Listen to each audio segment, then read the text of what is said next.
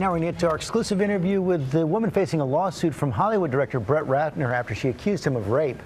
Melanie Kohler's Facebook post last month drew that legal battle from Ratner, but as you'll see, she is not backing down.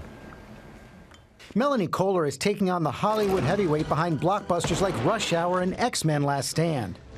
And in an LA Times article last week, Brett Ratner was also accused of sexual misconduct by 6 other women, including actresses Olivia Munn and Natasha Henstridge. Earlier, Kohler posted her own allegations on Facebook. I guess this all started with a Facebook post you wrote last month, a few weeks back, where you said, I'm just going to read from it.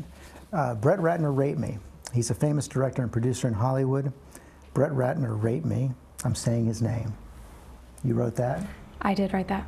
You stand by it? I stand by it. Shortly after that, you actually took the post down. Explain why that happened. So I posted on Facebook and was just starting to feel healing about it all, and an hour and a half after I posted, my cell phone rang. So that's Marty Singer. That's Marty Singer. He's Brett Ratner's attorney. Yes. And he said that he had seen my Facebook post and that if I didn't take it down immediately, he had authorization from Brett Ratner to sue me immediately. And for defamation. And I was scared and shocked. At the time, Melanie was living in LA working in marketing. In her Facebook post, she says she met Ratner in a club. You first wrote in the Facebook post that it happened in 2004, 2005. You now believe it might have been a couple of years later? I just want to, I'm acting here as Robbie Kaplan's lawyer to Melanie, and Melanie, just because you've been sued for this, I want you to be careful because we don't want to do anything, George, that increases her. But I just want to be able to get some of this, as you can understand, on the record, because one other thing that you wrote here is that you'd never told anyone before, but now you believe you actually did tell someone. Yes. At the time. Yes. So since this has become such a big deal and so much news is going on about it, my best friend at the time did recall the conversation that we had. At the time you were angry, surprised, but didn't tell anyone. Perhaps that one friend didn't go to the police. Why not?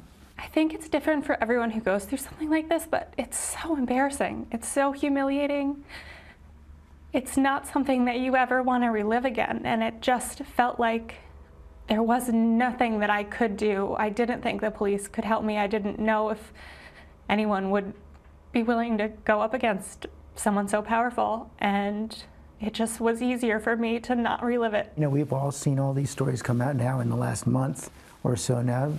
It motivated you to tell your story? Yeah.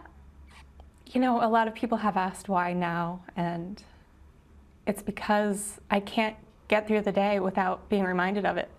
It's everywhere. Everyone's talking about it. I'm so impressed and I have so much respect for these women who are coming forward and sharing these humiliating things that happen to them. It's not something that you ever want to tell anybody. You don't. It makes people look at you differently. You don't want people to know these things, or at least that's the way it has been. I'm hoping that the culture is changing. You're here because of the lawsuit. Yeah, I'm here because of the lawsuit, which I actually really don't think, George, is a lawsuit about Melanie, frankly. I think the lawsuit was filed by Mr. Singer and by Brett Ratner to send a message to other women to try to stop exactly what you heard Melanie talk about, to stop other women from speaking. And I think we're here to send a very strong message that it's not going to stop Melanie from speaking. It's not going to stop other women from speaking. Since the articles originally came out, I think 45 women have come, according to the LA Times, have come out since then to tell stories involving Mr. Ratner, and the truth should come out. So if it comes to that, you're willing to tell your story in court? Yes. It can get tough, cross-examination. I know, and after the initial phone call, I wanted to curl up in a ball again, and I felt like I was scared and bullied. But if I have to risk my life and what I've worked so hard for in my life in Hawaii to be the voice that helps other women come forward, then I am prepared to do that. Robbie, I'm not a lawyer, you are, but I've been scratching my head ever since I first read about this case, wondering why anybody knowing that potentially you can call, what, 3 dozen witnesses? We intend to. At least 3 dozen witnesses. So will this really go to court? You know, that's up to Mr. Singer and Mr. Ratner, but if it does, we're prepared. We have the resources to fight back. I've done this before in my career, and I will do it again.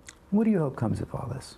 I just want women to feel comfortable talking about stuff like this. It's scary, especially when the person that you're scared of is more powerful than you, has more money than you. When everything feels like it's stacked against you, I want women to have the courage to speak out anyway, because there will be people that can help them.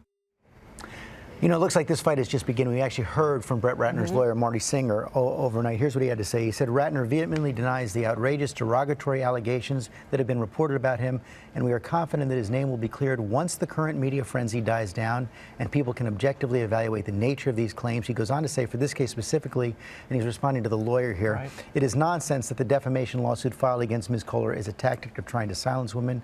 No such thing is occurring. It sounds like he's ready to keep pushing this fight. Yeah, because she's not the only one who is accusing him of things like this. And what she said about hoping that the culture is changing because the fear that many men and women who go through this.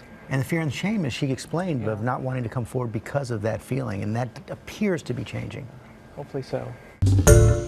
Hi everyone, George Stephanopoulos here. Thanks for checking out the ABC News YouTube channel. If you'd like to get more videos, show highlights, and watch live event coverage, click on the right over here to subscribe to our channel, and don't forget to download the ABC News app for breaking news alerts. Thanks for watching.